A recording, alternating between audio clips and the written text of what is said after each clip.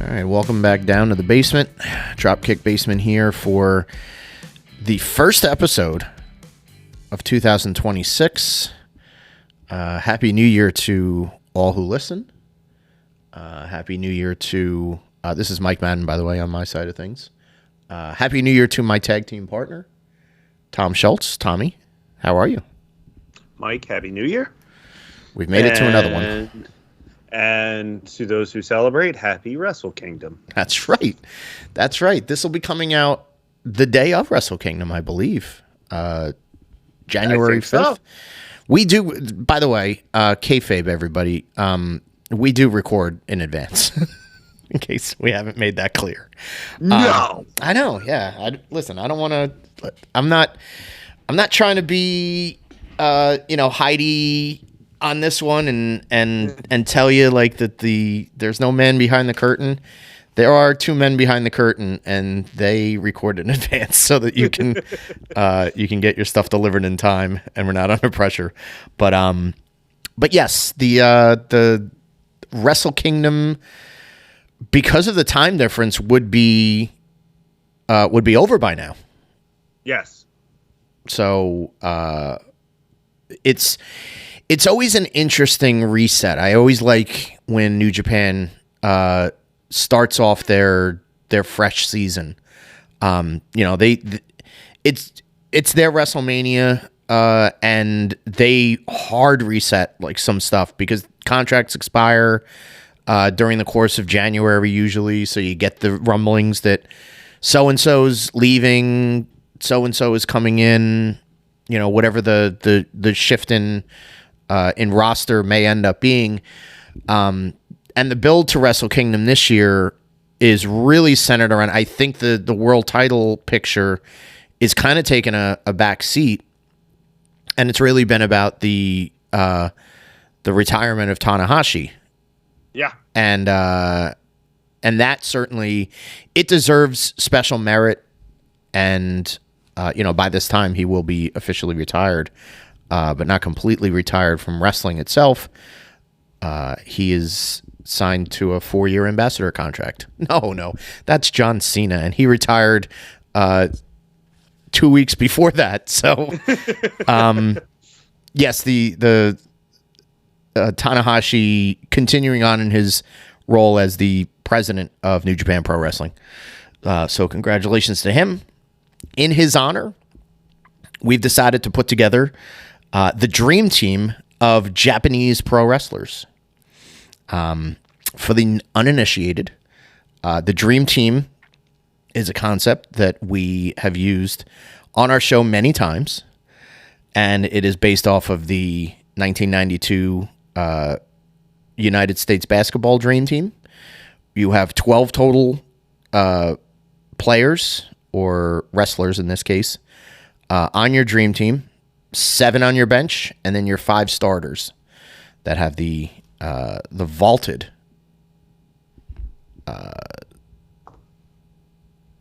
what's the word I'm looking for? The vaulted like notoriety, basically, of being your top guys, your starters. Yeah, they are your starting 5. They are the cornerstone of the team, and without those 5 guys, all hell would break loose. It's just the team. It's just the team. Yes, there is no dream. They make dreams come true. So there you go. So let's get into it. We're going to talk about the bench players first, and then talk about our starting 5.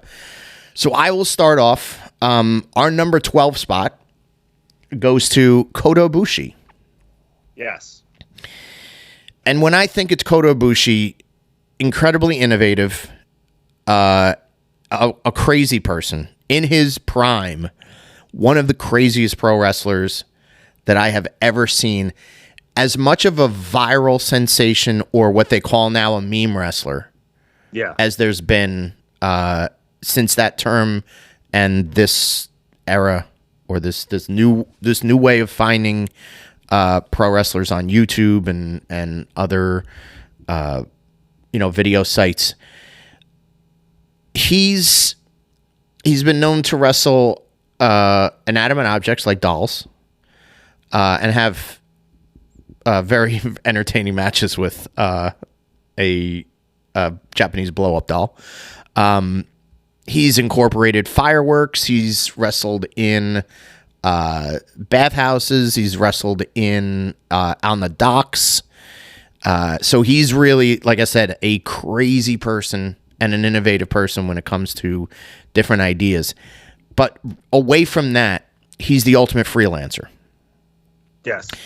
A guy that was he was the ace of DDT wrestling from its inception. It was kind of a spiritual home for him. Has ventured out, wrestled at the Cruiserweight Classic in 2016. Has held the IWGP Heavyweight title.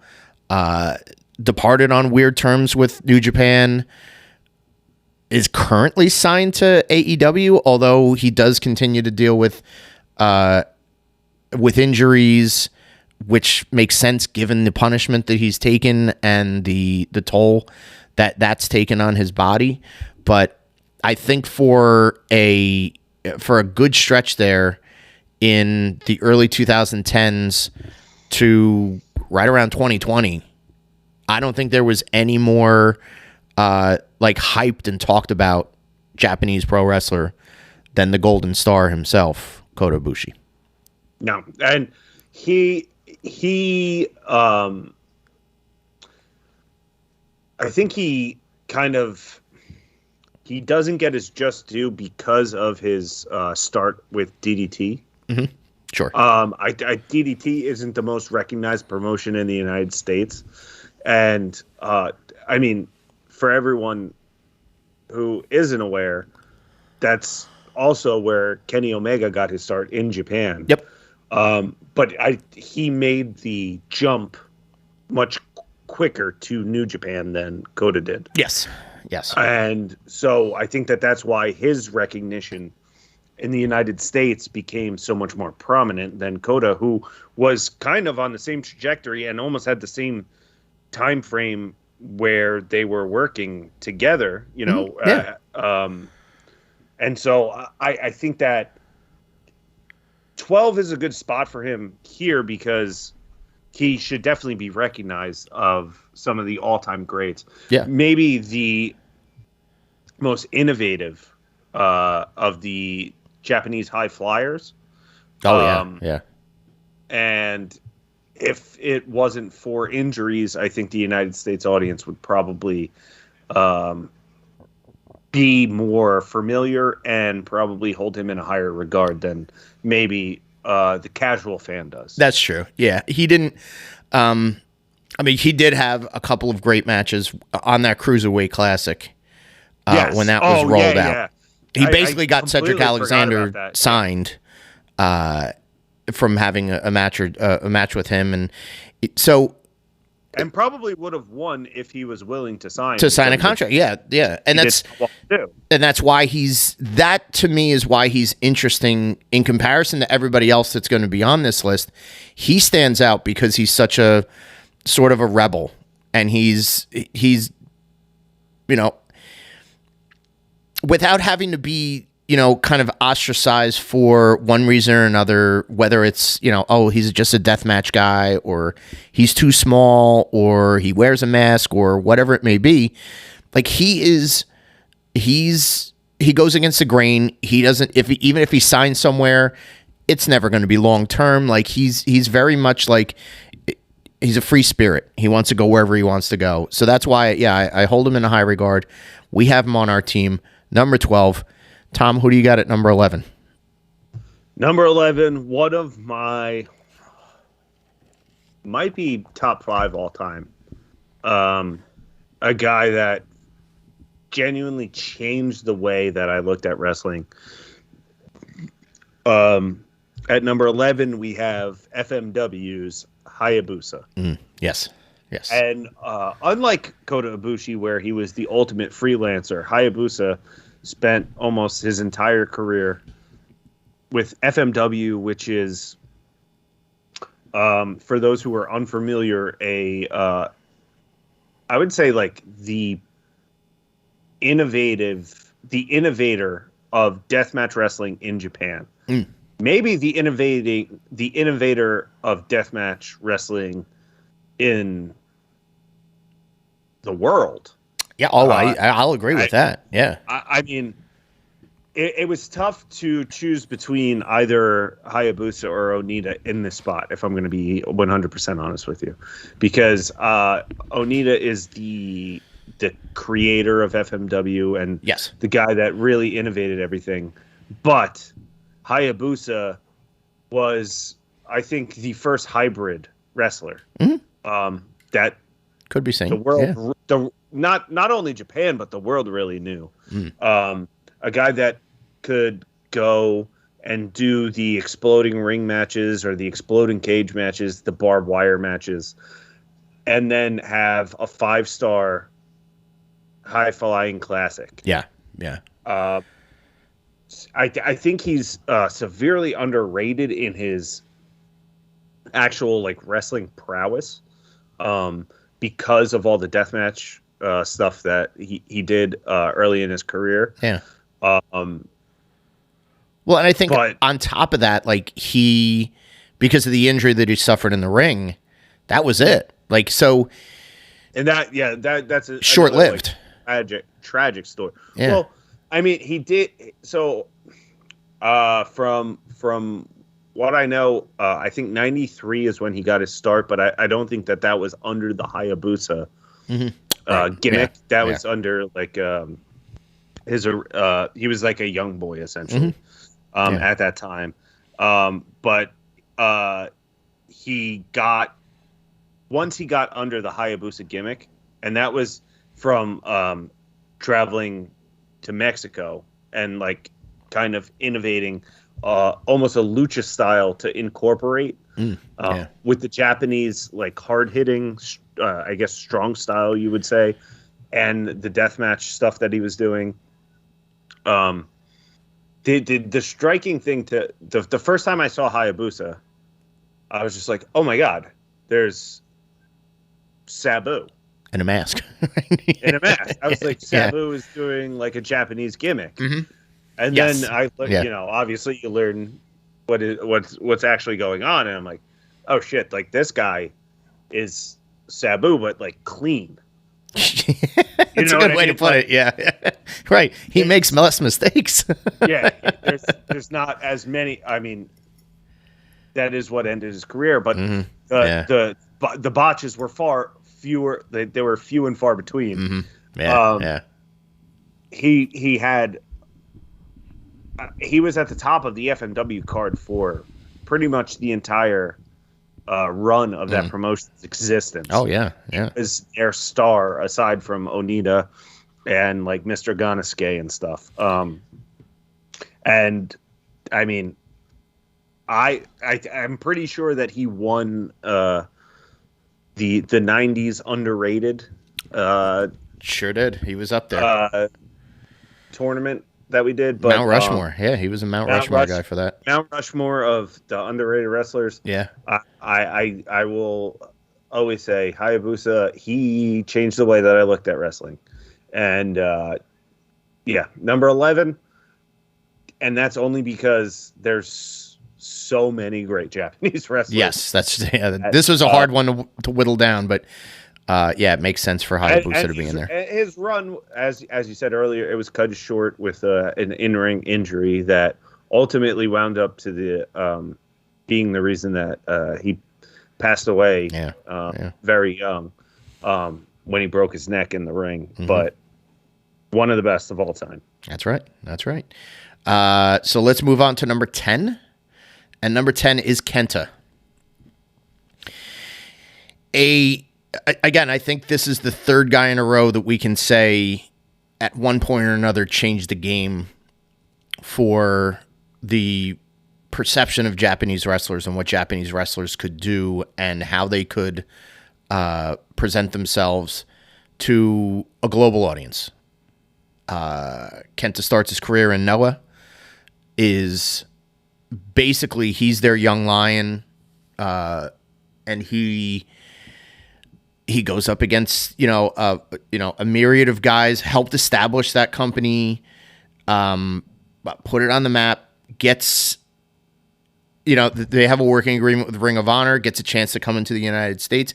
And you've got guys, you could tell, like, when there's somebody that comes over from Japan or now up from Mexico and gets in the ring with somebody that is U.S. based, who's like, I'm stealing a ton of shit from you because I see all your tapes or I keep tabs on your career. And it's just, it's going to be a pleasure to work with him in the ring. You could tell whenever he made his excursions to Ring of Honor in the mid 2000s, whoever he's wrestling, whether it's Dragon or worked against Joe, right? Key, I think. Oh, okay. All right. Yeah. Low Key. Again, another guy who, certainly had a ton of buzz, but you can tell, like, it's not a night off, because a lot of people will give you that. A lot of wrestlers will say, hey, it was a night off wrestling this guy, but it's like a challenge to be like, I'm not going to do all of his moves to him, but I got to figure out which ones I'm going to do. And that's just because he was influential. Like, and he was a rising star right away. As soon as he came into the business, it was like you could hear people buzzing about it. He eventually goes on, signs with NXT, Hideo Itami. The injury bug bit him in the ass and derailed what should have been a long and even more, like, that trajectory was like, just, he was on a skyrocket. He should have been in NXT for a little while and right to the main roster, and you would have had a lot of great matches with guys that were on that main roster that literally stole his shit. Dragon, CM Punk, whoever it may be, that were making a ton of money on top at the time. But, circumstances, a lot of people say, like, what a disappointing run. I still think he had great matches at the NXT level in 2015 through 2018, and I guess 19 was when he was let go by them. But there were too many stop starts because of the injuries. Yeah. And then eventually he did make it to 205 Live on the main roster, and that didn't really pan out. Yeah, I think that for him specifically, that wasn't the right place to be. Sure. Yeah, I think if he went with like a TNA or just kind of like a big indie, he might have had a lot more of the spotlight. His career would have been held in much higher regard than it wound up being because of that time in WWE, where I don't think that was the fit for him specifically, and especially when he comes in and you're doing the move of the guy that is like exiled. Yeah, that's right. And it's your move, and it's your move that he stole from you, right? Yeah, but these people don't know that, so they're like, "Why is this guy doing CM Punk stuff?" Yeah, exactly, right. Yeah, so now you're at when you're in front of a casual wrestling audience that doesn't know that the backstory of Kenta. They just see you as Hideo Itami. Yeah. There you go, Itami. I always want to say Hideo Nomo. Yeah, right. I bet he could pitch. But yeah, so like that, he was at a disadvantage. Yeah. Coming to the States, all of his shit. But when he did come prior to that to Ring of Honor, those shows would sell out immediately. Of course, like, yeah. Fucking Kenta's gonna be here. You're getting right, and at that time, you're getting see Kenta. You're getting the hottest guy in Japan in your home promotion. Absolutely, it's buzzworthy. He had great matches. He did end up going back to. He actually ended up going to New Japan. He's still there. Joins Bullet Club. Well, I think he's balancing time between New Japan and Noah still. Okay. Because I mean, it's still like when you want to come full circle, he's probably close to 40 years old now. So it makes sense for him to sort of like split his time between his obligations to New Japan and to Noah.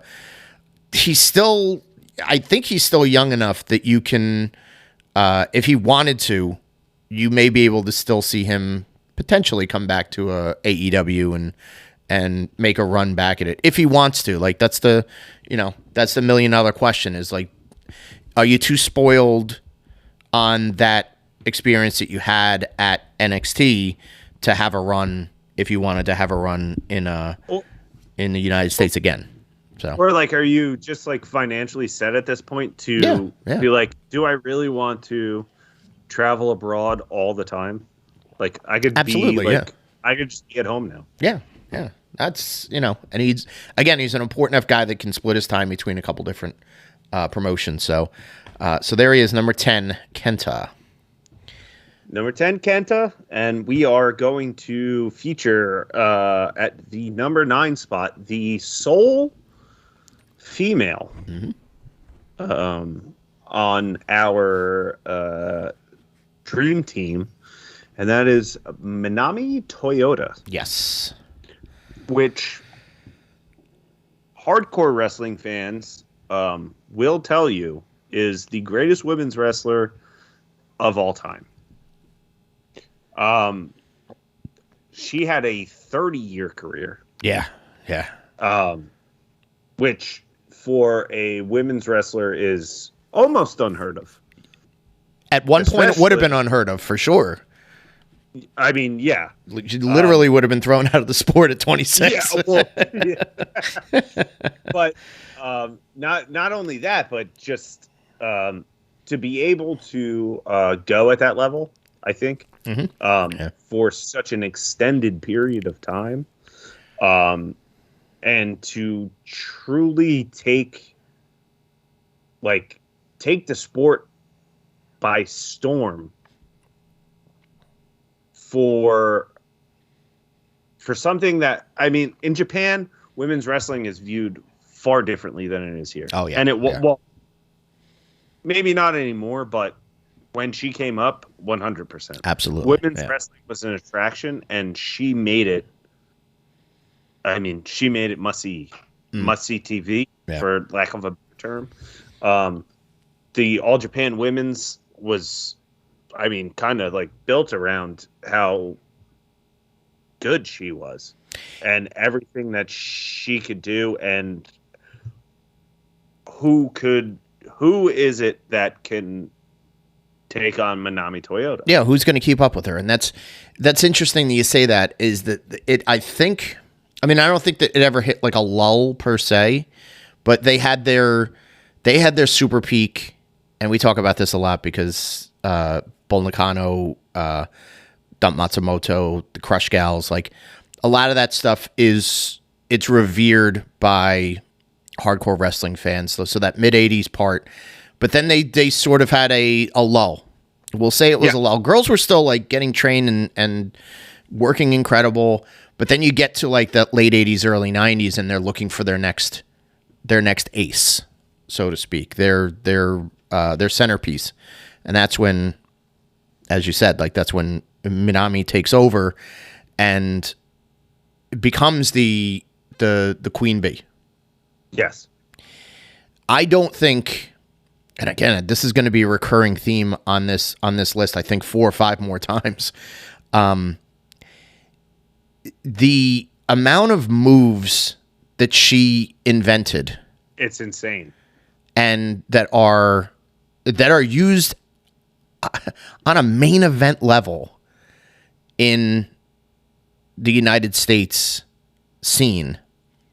It's crazy. Like, and that's a testament to, I guess like the trainers or the wrestlers when they were coming up, basically saying like, I want to get good enough, I want to learn the basics, but eventually this is what I want to emulate. And they're not saying, hey, I want to do like a Hulk Hogan leg drop or, even something like a Savage elbow. They want to, emulate a 130-pound women wrestler that, forgive me, but I think only had like 2 or 3 like stints or matches in the United States. Like she didn't have a home promotion, let's say, in the States, like absolutely not. Like Bull or like it. So, and it was an excursion after she had already established herself. Yeah, I mean, she really didn't make that many trips over here. I think it was a few WCW Nitros and maybe one pay-per-view, but I mean, she is revered as, like I said earlier, she's revered as like the greatest women's wrestler of all time. Right. Yeah. And I mean, again, there's the casual fans who will tell you it's someone nowadays. Yeah. But these women are truly, they are walking because she crawled. Yes. She did. And that is the other thing, is coming up in the late 80s in Japan as a women's wrestler. That's not like getting trained in the performance center nowadays. Oh no. You not only are you probably getting treated worse than the men, mm-hmm. but I mean, you have to really want to be a pro wrestler to get even to the point of like being an extra on those shows as like the security or whatever. It's you know what I mean? Yeah. You're living in the dojo. I was going to say, getting your ass kicked on a daily basis. You're probably eating little to nothing, mm-hmm. making little to no money. It's like truly grueling. And she made it out of that to become revered as one of the greatest of all time and have a 30-year career as a women's wrestler. Yeah. Especially in Japan. I mean, those things are fucking unheard of at the time. Right. Yeah, she led the way for other women to sort of like follow in her footsteps and extend their careers, do more freelance, start their own promotions. Aja Kong still works. There's a lot of girls that sort of like, she opened the door for them even in the home country to hang on longer, pivot their careers, work heel, work face, work everything, and still be impressive. So, hats off to Miami Toyota at the number 9 spot. Let's move to number 8. Speaking of long ass careers, our number 8, a gentleman who still wrestles to this day, is entering maybe his 36th year as a pro. Satoshi Kojima. I think he's like right now I think he's working in All Japan and also MLW. I think he's like the MLW champion. He might be. Listen, this is somebody who, like he's like pro wrestling's gentle uncle. I think of it that way. And when you think about it, it's like the revered guys that are in their mid 50s, even some in their late 50s, that still go out there and do it. The Minoru Suzuki's, the Tanahashi's, Jun Akiyama's. Like Kojima's got something that they don't have. Like he was on top everywhere he went. He's, again, still being active, world traveled, and other than WWF, I think every promotion has had Kojima as an employee. And when I say that, I'm saying every promotion. Did some TNA, worked in England, has worked in the States, has worked in Mexico.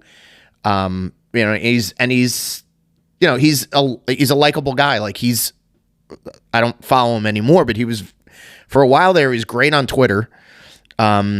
you would follow him on Twitter, and he would talk about like he was so happy that he got to have bread today.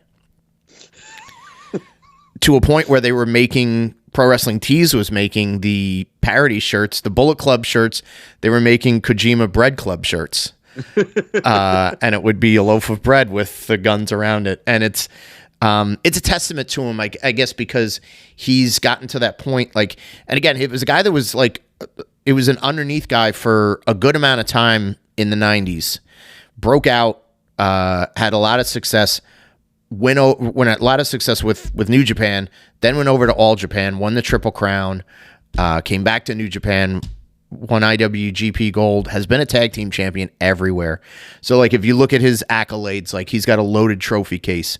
So and it's still the shotgun chops, the lariats, and the STFs and some of the submission stuff. He's still, he's up there with some of the best when it comes to, putting together matches and getting the crowd, even if the crowd doesn't speak Japanese.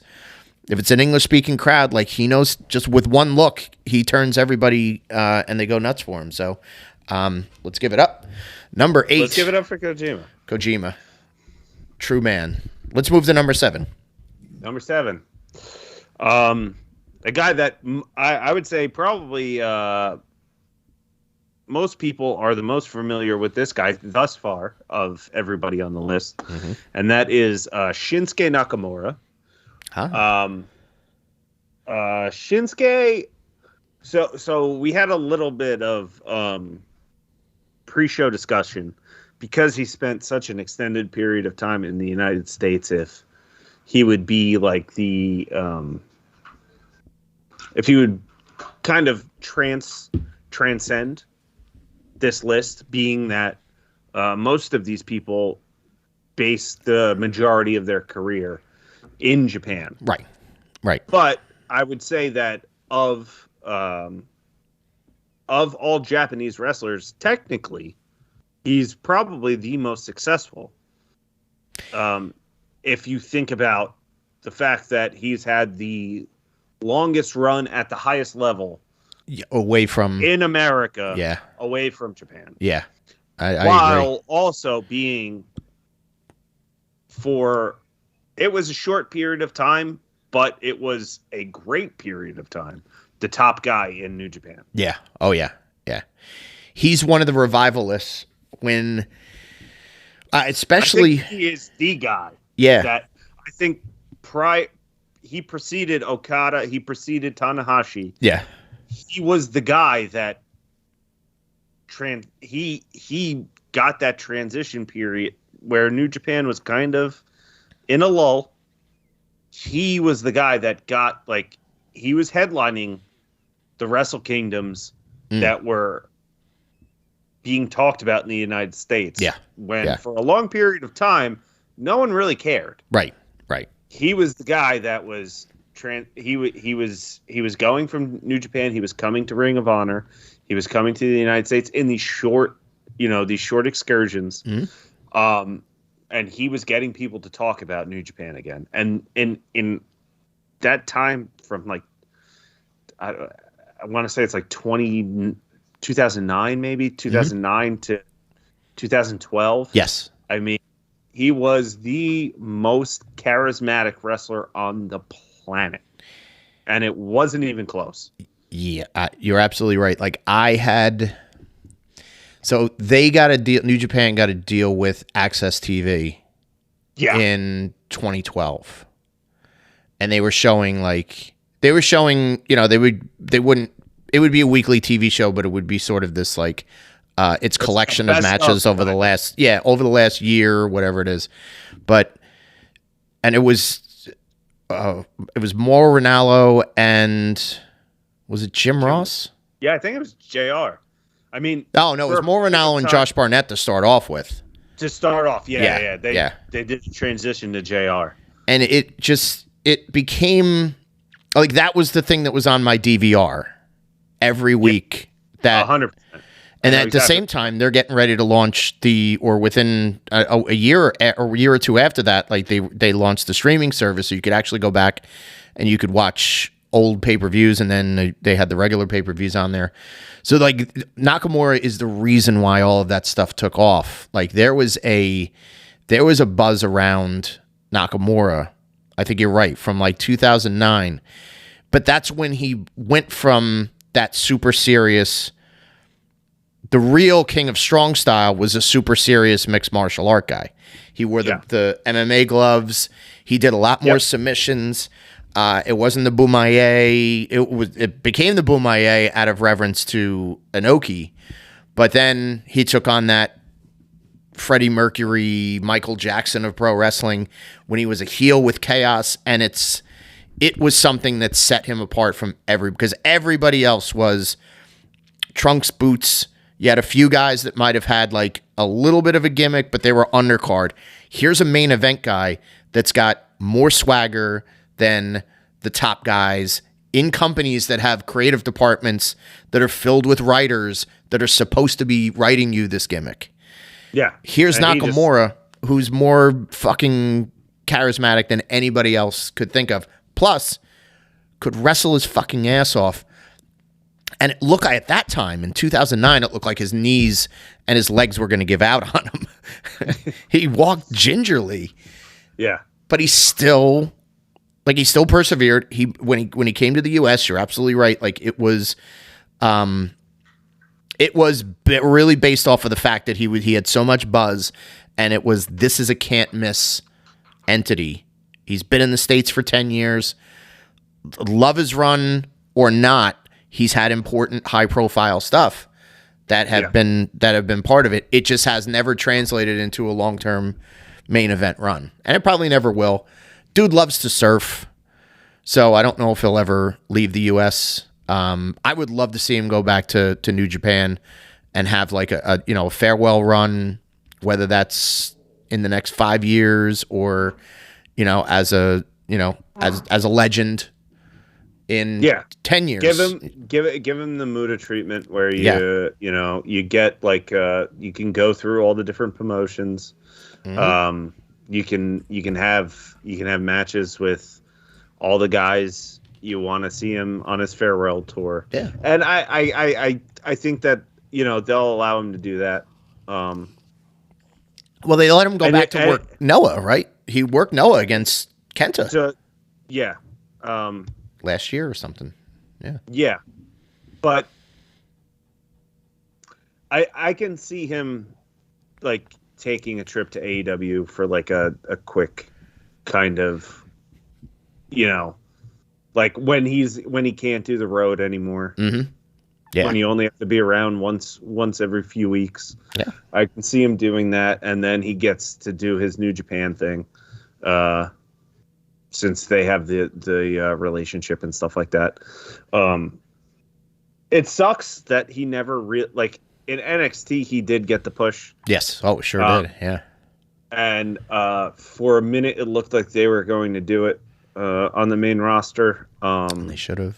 And they fumbled as always. And then it took a terrible turn. But aside from being one of the greatest Japanese wrestlers of all time, top 5 fucking song. Top 5 entry song. Oh, man. Those violins, man. Oh, boy. That gets you every time. Yeah. I'm just looking at the list right now. There's only 2 guys on this, 2 wrestlers. Maybe 3. I think I did see a Kenta match when he was in NXT. There's only 3 that I saw live in person. Nakamura is one of them. Saw one of those NXT shows, and the entrance was just unbelievable. And it's like, I think this is one of the shows that I went to by myself in Asbury Park, and I'm looking around and I'm like, there's nobody here that I can like shove or like high five right now. Like, Nakamura's in the building. This is he's electric. He's absolutely electric. I was actually at the WrestleMania where he should have beaten AJ Styles. Oh yeah. And that entrance was insane. Right. It was just it was electric. Yeah. And For a very long time, a few of my friends and I, every time we would have a few beverages together, we would just walk around and then just yell Nakamura, and then you'd hit the pose. Yeah, do the pose. Yeah. Do like the fall back on the ropes pose. He's a transcendent figure in wrestling. He broke into pop culture. Fucking Nakamura, the man. He's great. And I just wish that his the last 10 years were as good as those 5 years prior to him coming to the States. Yeah. He's a special character. Number 6, we mentioned him before. The retirement match is in the books as of this airing. Hiroshi Tanahashi is number 6. The ace of New Japan Pro Wrestling. You can make an argument for Nakamura, a few other guys that revitalized New Japan. Nakamura started, not Nakamura, but Tanahashi started in New Japan, I think in 99 or 2000 as a young boy. First won the title in 2002, was nowhere near ready for it. They made the biggest mistake by trying to capitalize, rebuilt himself back up, became undeniably the most, again, I think on par with Nakamura when it comes to magnetic personalities. The crowd, the New Japan crowd absolutely loves him. The air guitar, the hi-fi flow, the hair. This is when New Japan really started to embrace the Western culture when it came to elaborate entrances, ring gear, pre-match antics, let's say, entrances, whatever you want to call it. Like, they really started to take that on. And Tanahashi was, they call him the ace for a reason. Yeah. When he was in his younger days and those knees weren't rubber bands or held together with rubber bands, I don't know if there's a better, like, baby face in all of wrestling. It's hard to argue from, probably 2008 to 2018, that 10-year period. Hiroshi Tanahashi is the most important guy in international pro wrestling. It's a testament to him that he was the IWGP champion 8 times. Like, you certainly saw the comparison. Oh, he's just the John Cena of Japan. And then you watch you're just going to read the results. Oh, he won the title again. Oh, this is just it's basically the John Cena treatment. He's Superman, blah, blah, blah. Then you watch him in the ring and it's like, no, he outlasted some of the hardest hitting and most devastating guys that they had on their roster, in addition to the Gaijins and the international talent that they had coming over that were having 4.5, 5-star matches with him. Just plain and simple, a guy that put that company on his back and guided it into its most high profile, most prosperous time in the 2010s. And was constantly on top. Yeah. And that's the other thing. It's like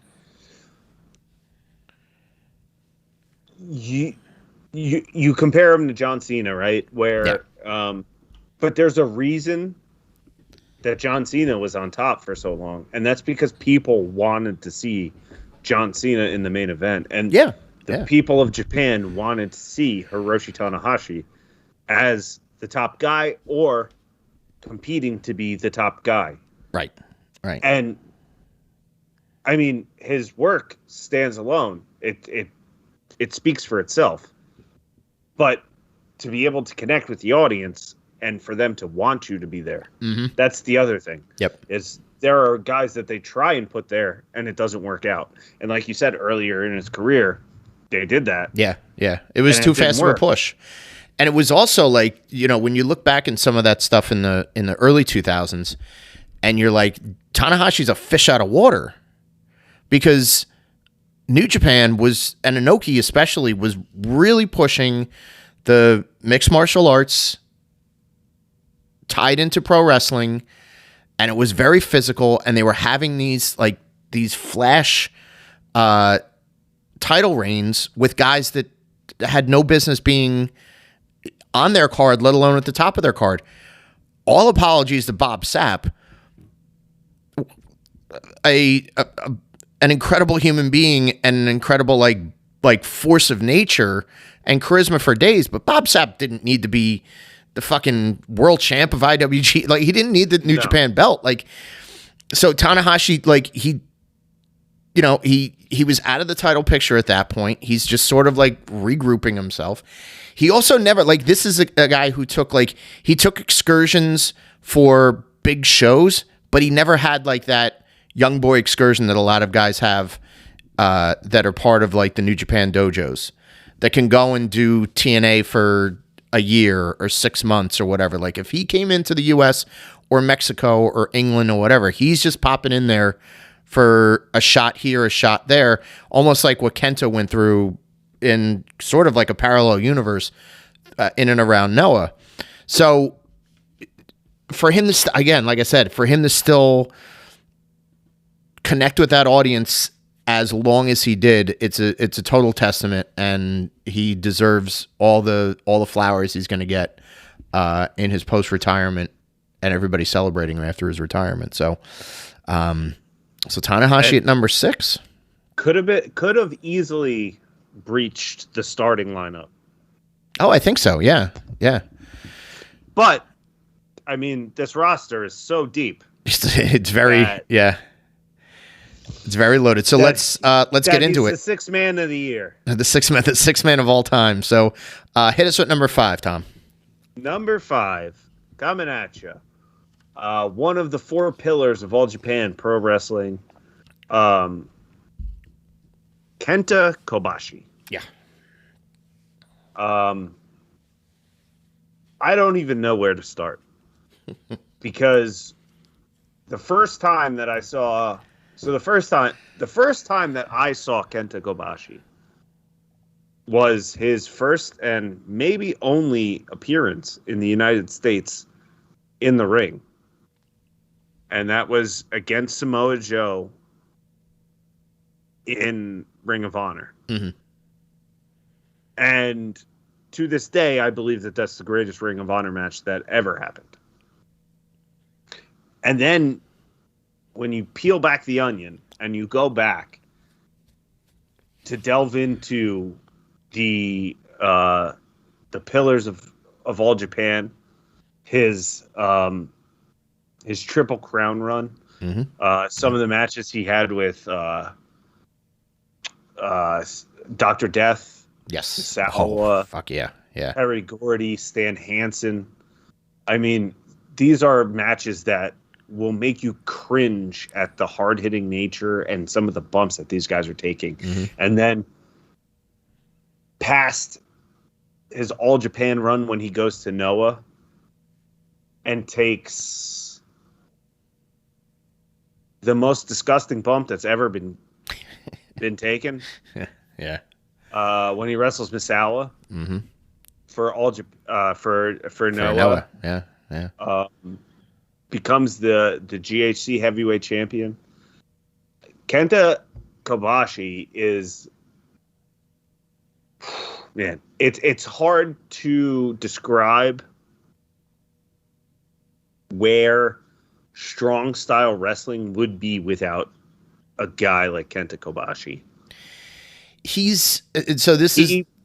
pioneered mm-hmm. an American style that that didn't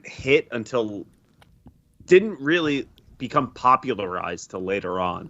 And that's why I don't think he gets the just due that he deserves for it. Yeah.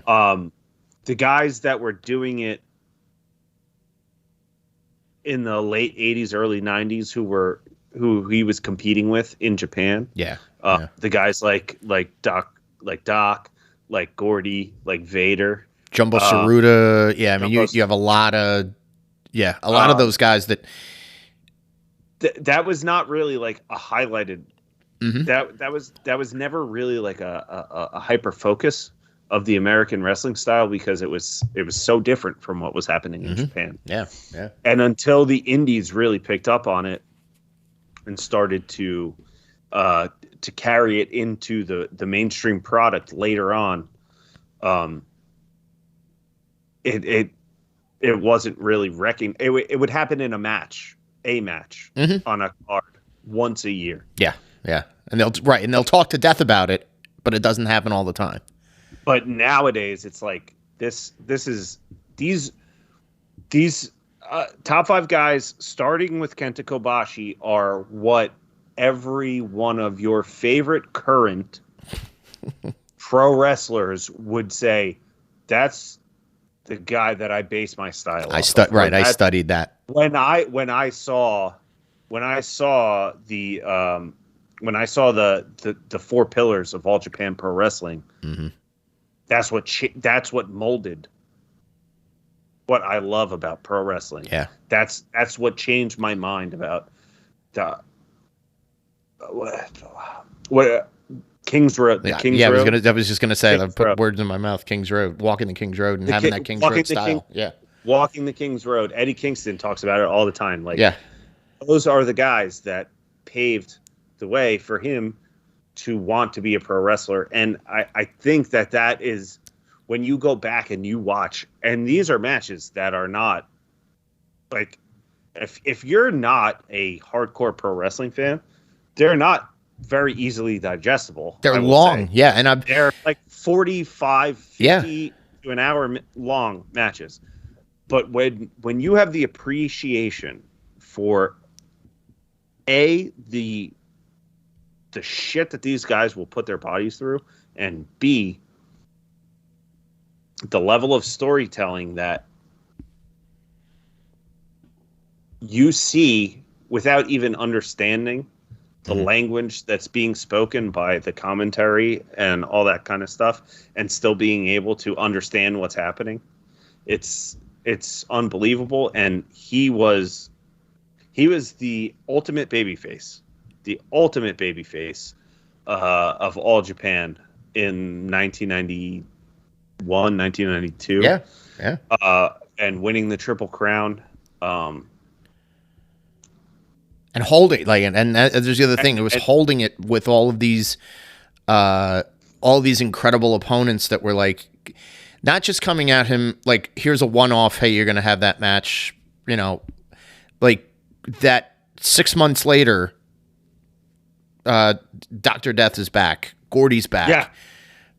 Yeah. Hansen's a constant presence.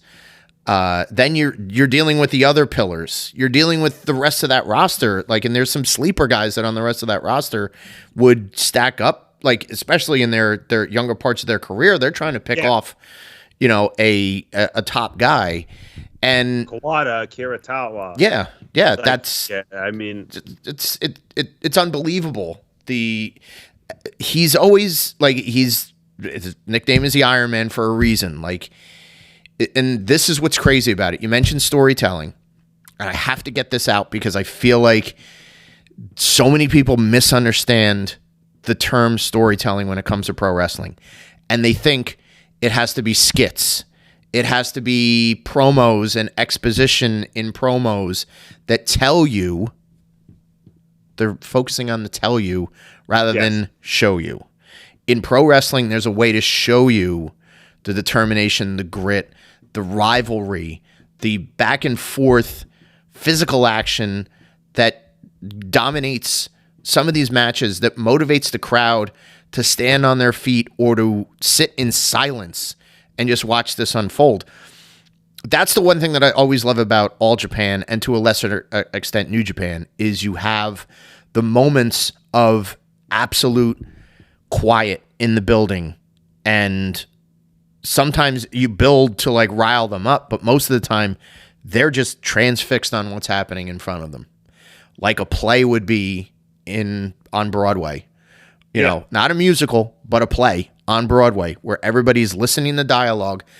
The King's Road style is, it forces you to focus on the action and let the action dictate. There's going to be some gestures to crowds. There's going to be some action that spills to the outside.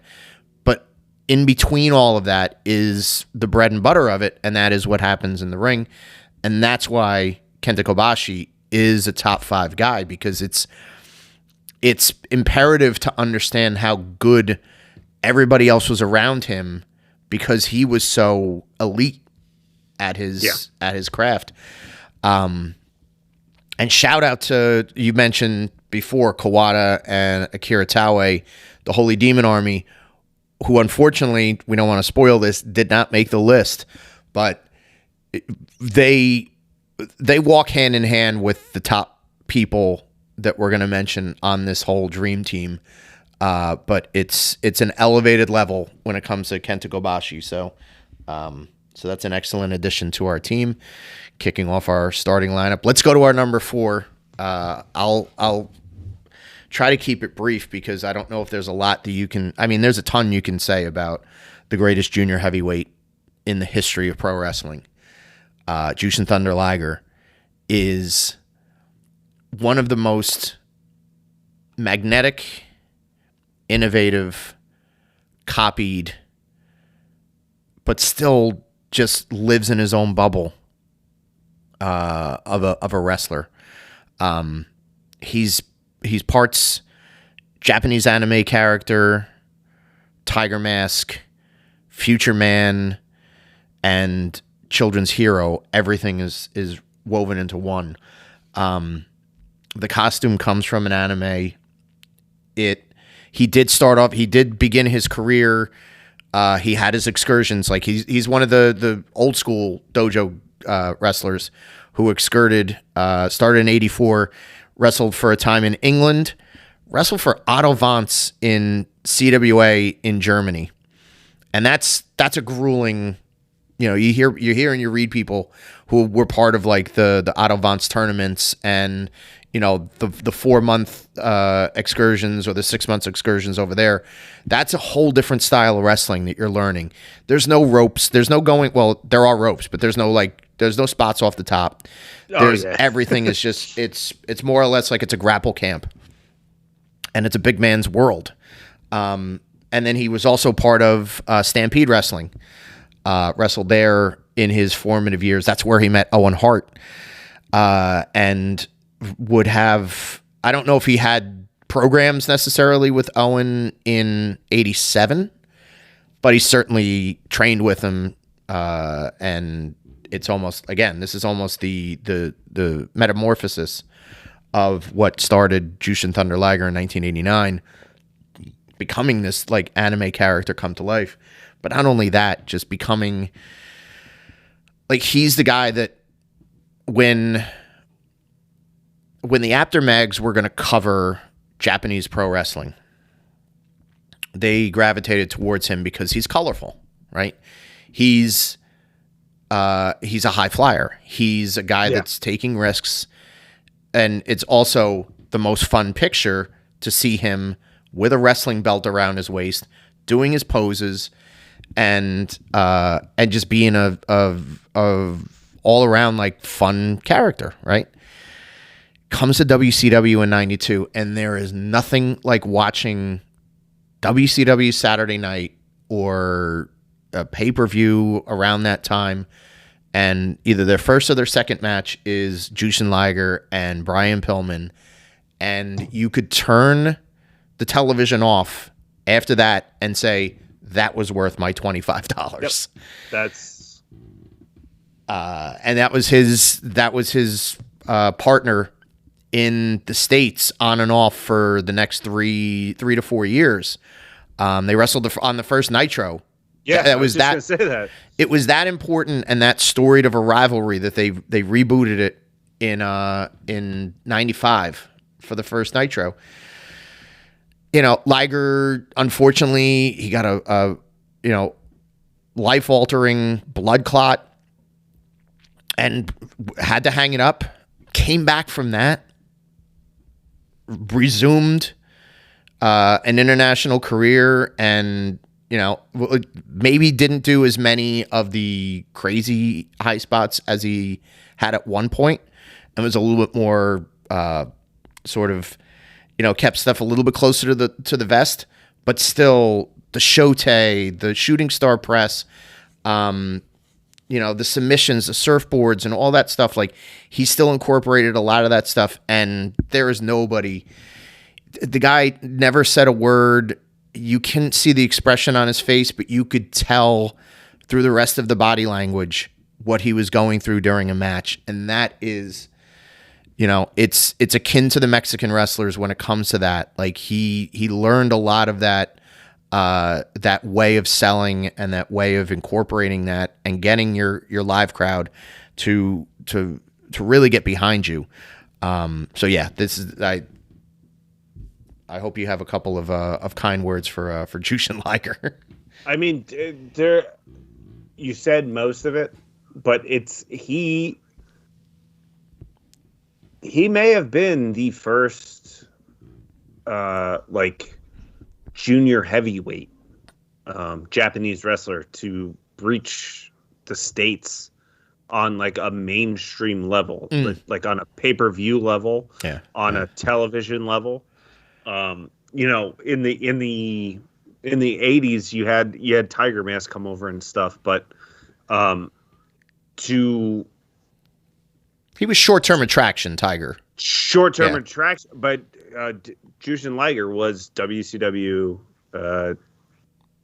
cruiserweight champion, I believe, at some point. Light heavyweight champ, light heavyweight, before it became cruiserweight. But he was featured as a major player on pay-per-views. Had high attraction matches on pay-per-views. He was one of the pioneers. Yeah.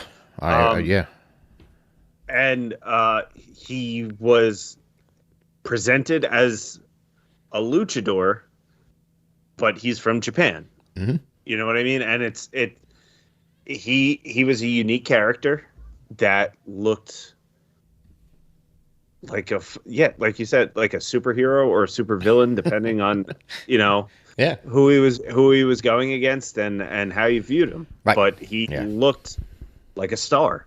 Mm-hmm. And he was. Yeah, captivating. And I'm pretty sure he wrestled last weekend. He came out of retirement. Yep. And wrestled either last weekend or the weekend before that. So, friend of the show. Which is still, like, wrap your head around that for a second. That somebody that very well was in the ring with Jushin Thunder Liger in 2025. Yep. That's the world nowadays. Yeah, pro wrestling's nuts. All right. Knock us out with number 3. Right. Number 3 is your friend and mine. The Rainmaker. Kazuchika Okada. Yeah, little Kazu. The man with the greatest dropkick in the history of professional wrestling. Mm-hmm.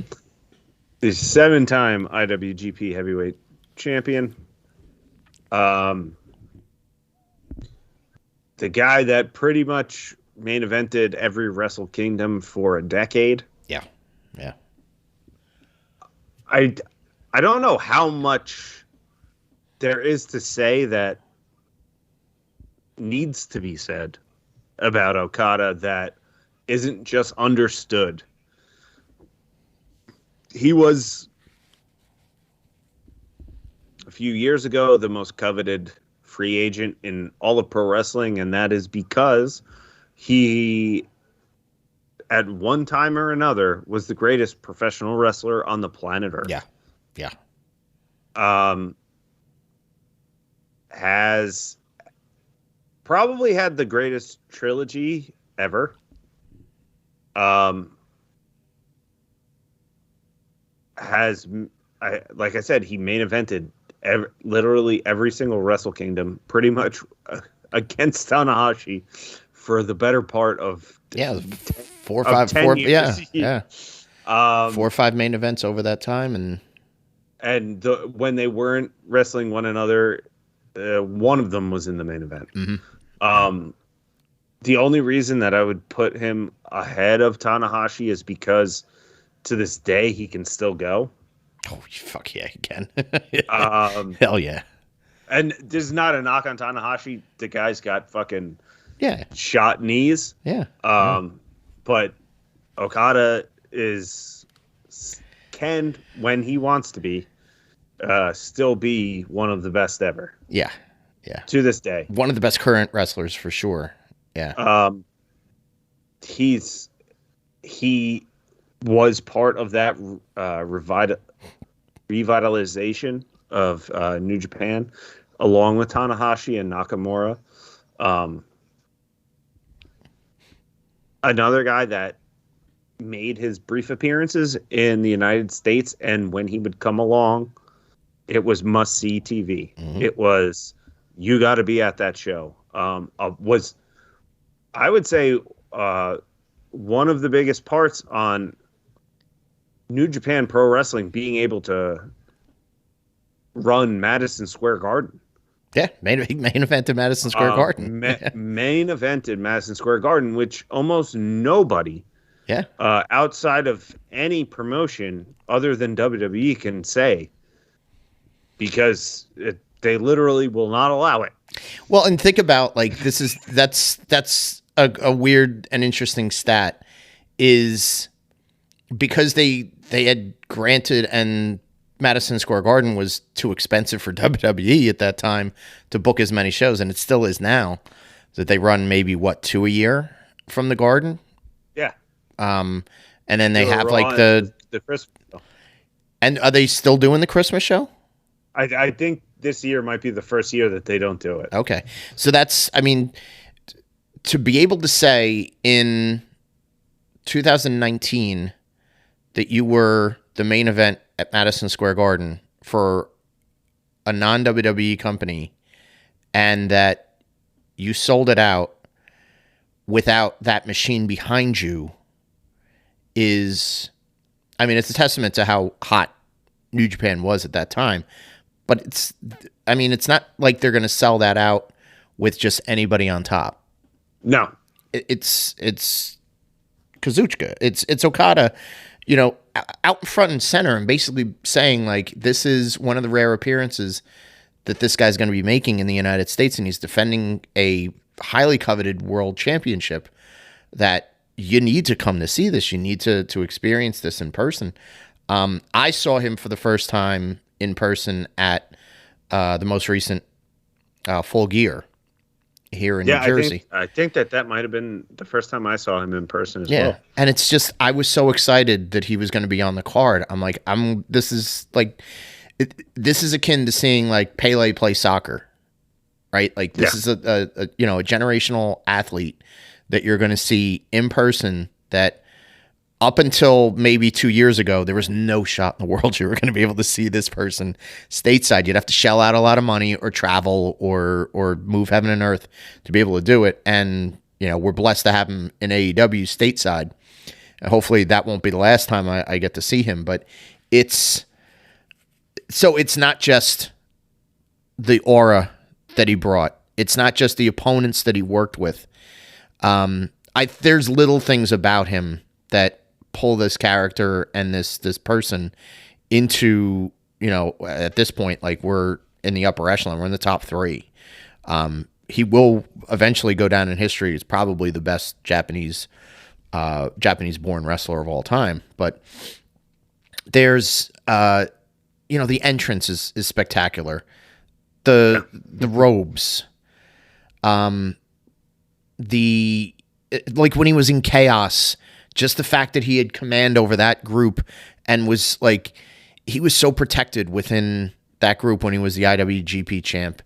And he's the young, arrogant heel, and he loses to Tanahashi in the Dome. And he's, you know, as he's walking out, he's like, the camera's focused on him. He's crying because he hasn't been able to best his biggest lifelong rival.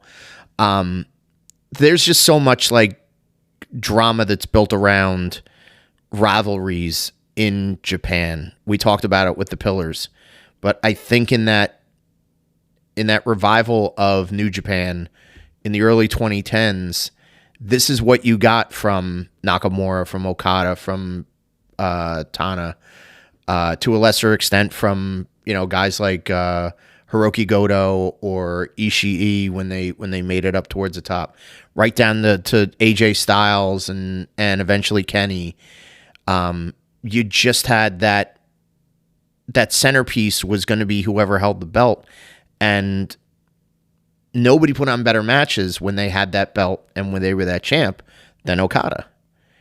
And I think that another thing that keeps him so well-rounded is he worked just as good as a heel as he did as a babyface. Absolutely. Which not everyone can do. Oh, no, not at all. Especially in front of those crowds. If you flip your allegiance or you turn heel and you join the wrong group or babyface and you're sidled with duds, it could be a killer, and you're in like 8-man tags that nobody gives a shit about. Like, that's a testament to him that he stayed at the top of the card, whatever side of the aisle that he wanted to be on. Here's the only step that he made, the biggest mistake that he ever made in his career. Do you know what it is? No. Long tights. Hated them. Yeah, with the flare out. No, a bell bottom doesn't look good on anyone. It's like, I say this about Rey Mysterio all the time. Rey Mysterio, after 6 million knee surgeries, when he had to wear like those big baggy ass pants, Shawn Michaels the same way. The baggy ass pants never do anything to help your look. It's like a self-conscious thing where like you're weary about the way that your legs look. Well, it's probably I think it's a lot of it has to do with post-surgery stuff. So if you're wearing a bulky knee brace, and you don't want it to be like the thing that everybody looks at, and you're like, get me long boys, then you put on your extra baggy long pants. But that was his only misstep. Once he ditched those and he was back to trunks. Short trunks. He regained his mojo. Yeah. But he's the type of guy that I could imagine. He's positioned very well in AEW. They have certainly gotten the most out of him as a heel character from the jump. He's been an interesting heel character. If he ever turns babyface, that's one of the most over guys in that company. He's so over as a heel, but he can do anything. So versatile. So we give it up Okada at number 3. The last two, I mean, this is a horse race. I'll be honest, between the last two. This is genuinely a coin toss. Yeah. On whatever day you're whichever way the wind blows. Yeah. Whoever you're thinking on a certain day, you might watch a certain match by one of these two guys and just be like, nope, exactly, that's number 1. Yep, that guy's number 1. But number 2, the runner-up, the Great Muta, aka KG Muto. For a long part of my wrestling fandom, one of my favorite wrestlers. It's the moment that I saw him on that NWA, WCW, TBS squash and jobbers 2 at a time, the face paint, the lure, the mist, the acrobatics, Gary Hart, the feud with Sting, and subsequently with Ric Flair after that. He did the mist, the poison fog to Missy Hyatt, and you could tell like they're taping in some part of South Carolina, and like the scream that Missy Hyatt lets out when she gets misted in the face by Muta, it basically like rattled through the building, and you've heard it through the television. You're like, well, I better turn this down.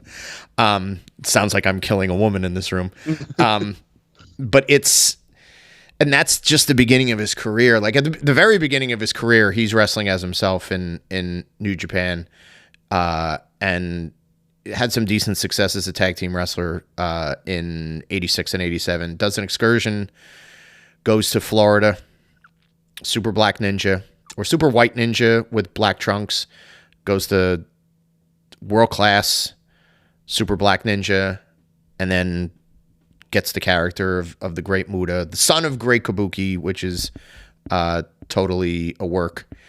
But and I think because I had been familiar with the Great Kabuki from watching World Class and being a Gary Hart, super fan of Gary Hart, I was like, he's introducing the son of the Great Muta, the son of the Great Kabuki, and he's got face paint. And he does the poison fog and the mist. I'm like, oh, this is gonna be my guy. And he was my guy. He was my guy forever. I have a poster on my wall. This isn't a video podcast, but there's a poster on my wall of the Pearl of the Orient himself, the Great Muta. It wasn't just the time that he spent in the States. Like, here's another one, just like Liger, where when he went back to Japan and he really like delved full force into being himself, with the either the red or the blue or the orange short trunks, and he was Keiji Muto, and there was no face paint, but it was still, some of the acrobatics were gone, but there were still, like, the submissions were there, the Muta lock was there, and the leg lace and all of that. Like, you would read about him in the magazines and you'd be like, why isn't he wrestling in the United States like this? He needs to be here more. I want to see him on television. And then he would like pop back in WCW during like the Monday Night Wars. He's part of the NWO and he's playing a minor figure. And it's like, oh man. But then you read like the internet and dirt sheets and it's like, no, he's playing a minor figure because politically, if he went for the WCW title and he won it, this would create a lot of trouble with New Japan because he can't take losses in the States because he's their champion at this time, or a tag team champion. Another one, like we're going to say this over and over again, but he could work heel and be the most ominous guy in the world, and then he can work babyface and he's the most beloved guy. And it's the same getup. It's the same character. Went over to All Japan in the early 2000s when they were on their ass because the Four Pillars had like absconded and left the company to start different ventures.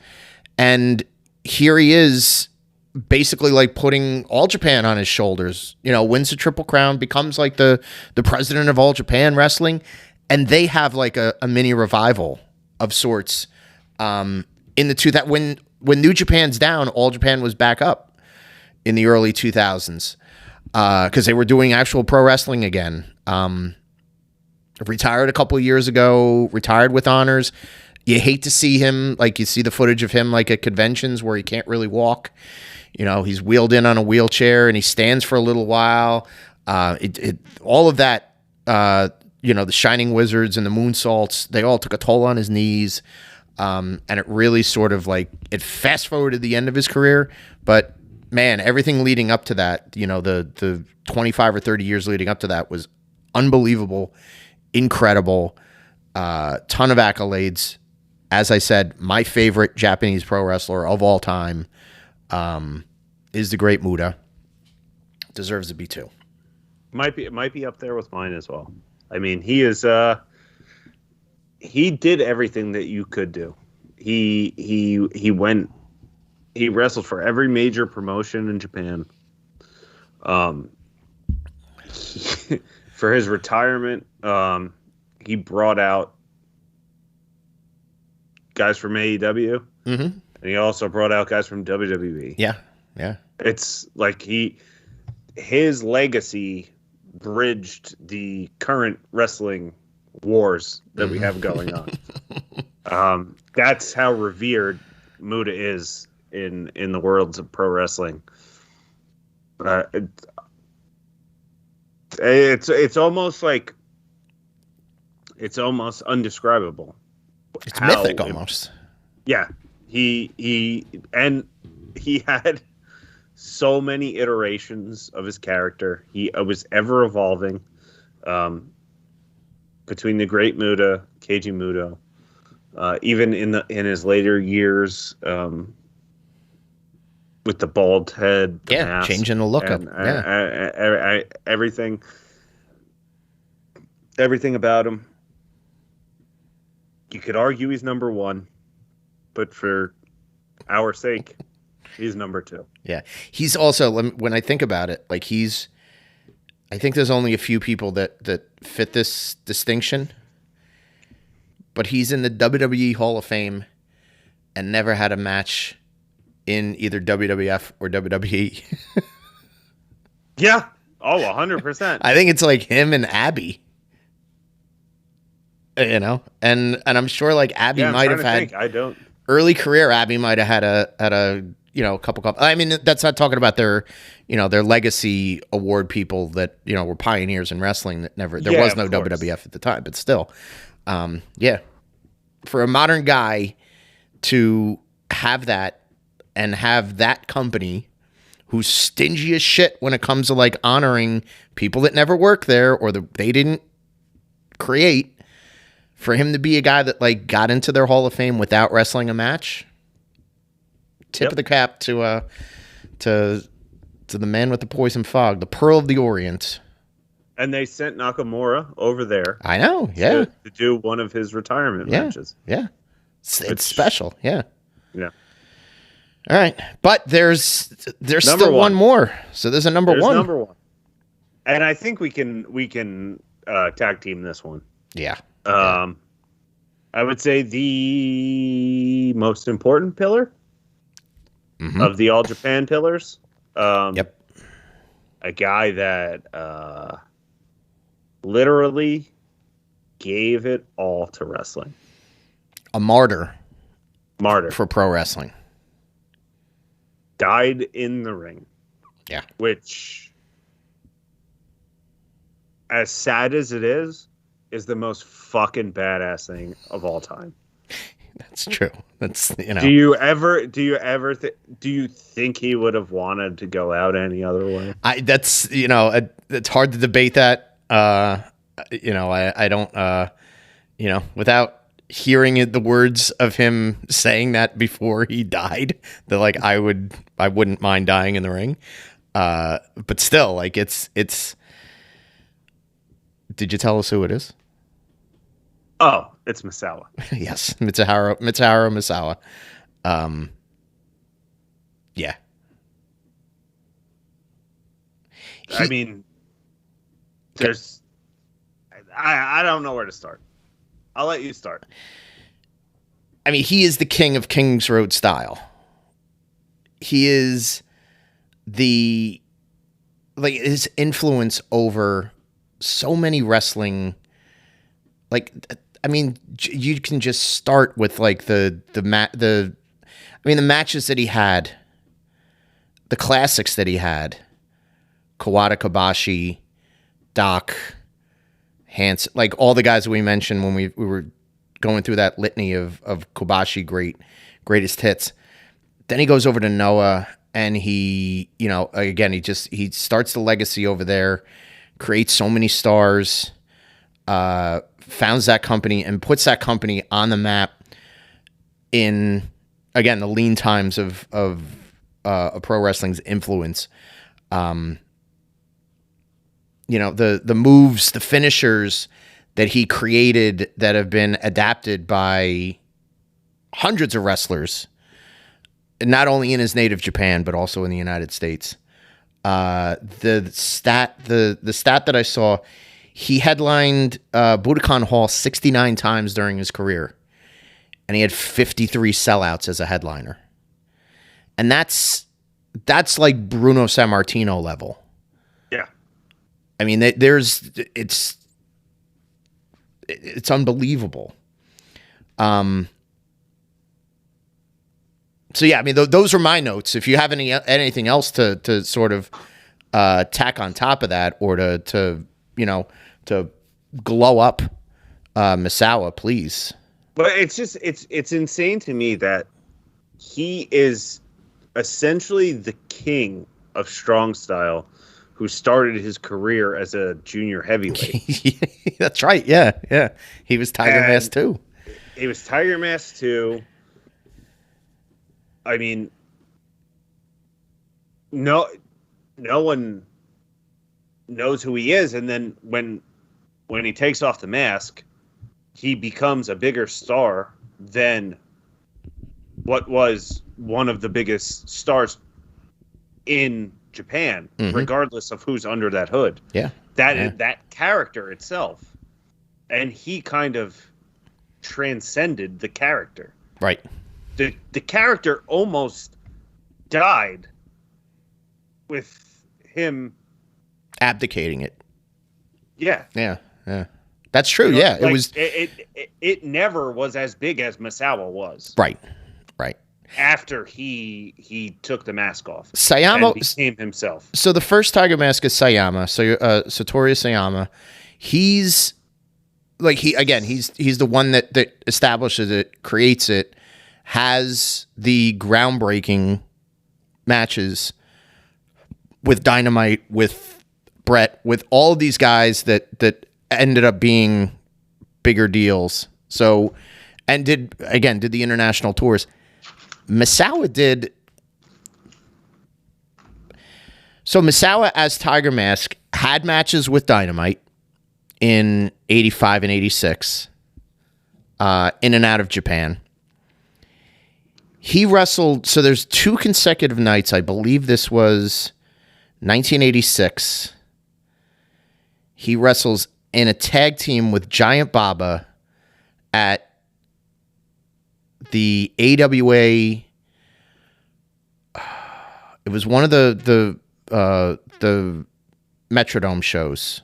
Okay. So maybe it was Wrestle Rock or was Super Clash 1. So one of their like super cards. I think it was Wrestle Rock. The next night he flies to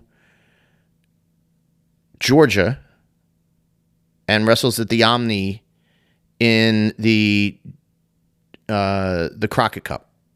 Okay. Him and Baba.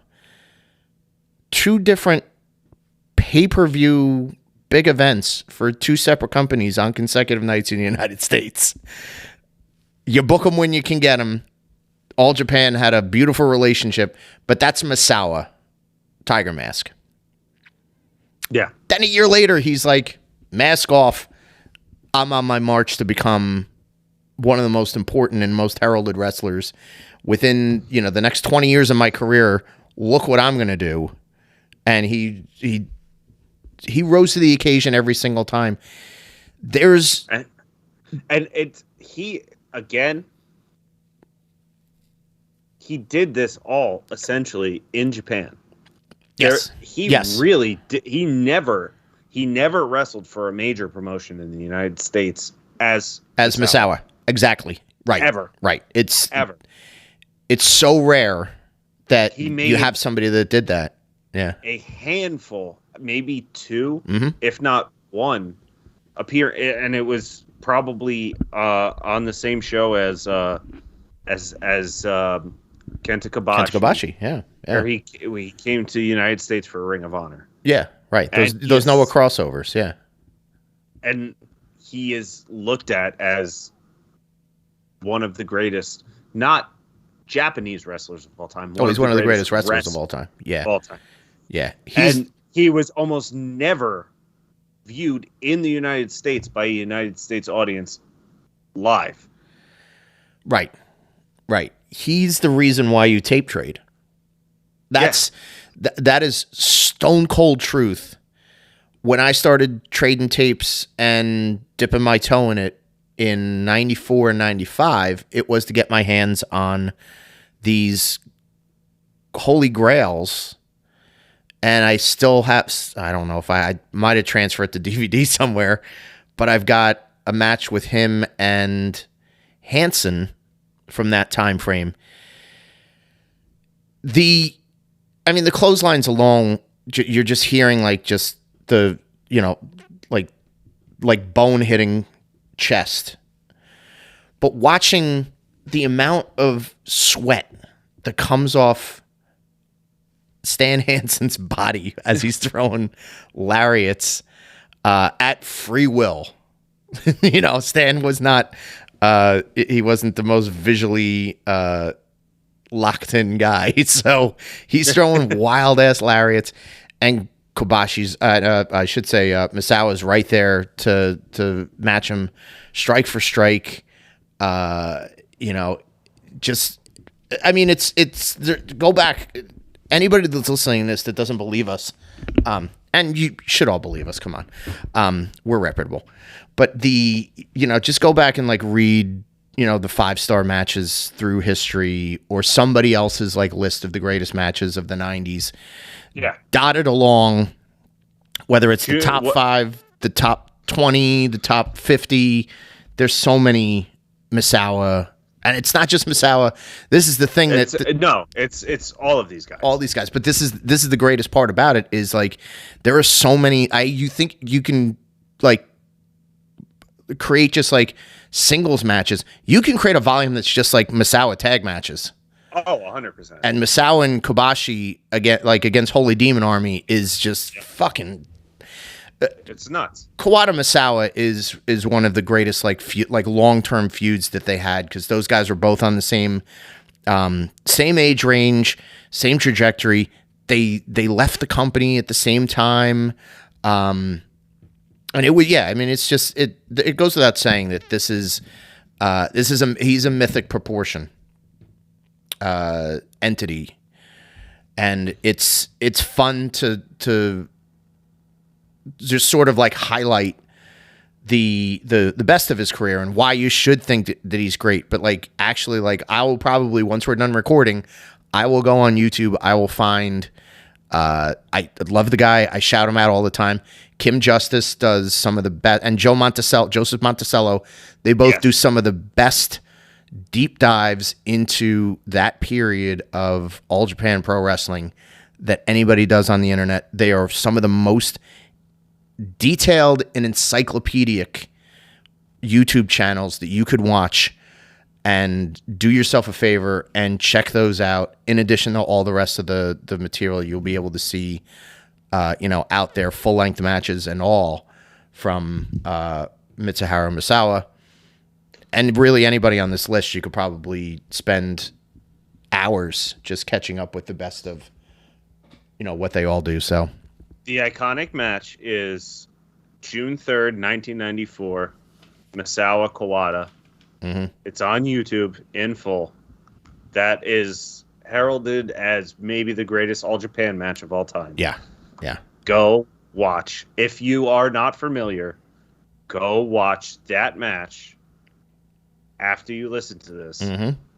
And it will convince you that he is not only the number one all-time Japanese wrestler, but maybe the all-time wrestler. Yeah.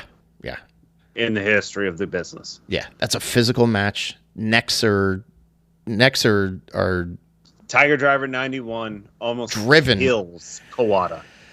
And he still comes back with lariats, and he does the Insegiri and the his own power bomb. Like there's so many like unbelievable. And it's drama. It's literally and could you just imagine that in 1991, 1992, instead of bringing over some of the guys that WCW brought over from Japan, that they brought over the Pillars. Yeah. And we got to see Misawa against fucking Sting. Sting. Yeah, you're right. Flair. Yeah. Like, there's Sid. Imagine Sid versus Kenta Kobashi. Dream card coming in. Nobody had the agreement with All Japan. All Japan was they were doing great business, and they were highly protective of their guys. So you had to defect away to but like Doc get and their Gordy were doing that at the same time, right? They were, and that's that's always kind of a bone of contention as to why they didn't have And a longer Hansen. run in the United States. Well, Hansen just lived on his own planet. So if Stan wanted to take like 6 months to be in the United States and fuck around in WCW or like wrestle indies or ECW for like a month shot or whatever it is, like Stan could do whatever he wants. He's not tied to a U.S. company. You would think that he'd be able to like broker a deal to like get somebody over. You know what I mean? Stanley wasn't a politician like that. Stanley was out for Stanley. He was just blind, chewing tobacco and clotheslining and just people's faces off. Then going back to his room and having a Ovaltine and putting on a John Wayne movie and calling his wife, his fat wife, back in the United States. But that's that's one of the big what ifs. Like, what if they did have a relationship with WWF in the 90s? Maybe this is a future episode. Let's do a crossover show. All Japan kills everybody in WWF. It's just good night, Duke Drosy. You're getting a fucking Emerald Fusion. The Holy Demon Army destroy the smoking gun. Who gets a burning hammer this week? So that's it. Like that's a fun list. That's a good dream team. I'd put that up against our dream team of Mexican wrestlers any day. Again, I'm starting to think of like all these sub episodes. We're gonna start booking the dream teams versus each other. Oh yeah, once we get enough, we could do like another an international bracket. Yeah. Oof. We got to tackle British wrestlers next. So just before we get out of here, did you have any honorable mentions? I mean, honorable mentions. I think we certainly shout out to Toshiaki Kawada. He almost made this list. I always like Shinja Hashimoto. That fat little tubby man always made me smile. Masahiro Chono is also fucking awesome. But just another guy that just got injured too much and was a bit fragile, and eventually got kind of hard to work with because he was so like stiff as a board. But young Chono's fucking awesome. Anybody you thought of that might have been worth so it? I feel like just you have to say Inoki just because it's Inoki. Yeah. Onita is a guilty pleasure of mine. Yeah. Ultimo Dragon. That's true. Yeah. I think we gave him some love for the luchadors. We did, but yeah. Japanese born. True. Yes. Yeah. Did start Torimon. Yeah, no. So we got that. Masato Tanaka. That's another one who's still going at it. Like it's still going, and just my personal favorite Japanese wrestler of all time, Shingo. I'm surprised you didn't get Shingo in here in some way, shape, or form. I would have loved to. Uh-huh. I didn't think that he could crack. He would have been 12 if he was going to be anybody. Mm-hmm. Okay. Right. And, And just because these names are like iconic. Yeah. And I think that his early Dragon Gate stuff does not get enough love. Mm-hmm. I think that most people know him for his New Japan work, which is like 10 years after his prime, honestly. Right. Yeah. But Shingo Takagi, my favorite of all time. Yeah. He's I know you mentioned him lovingly. I also mentioned Dump Matsumoto lovingly.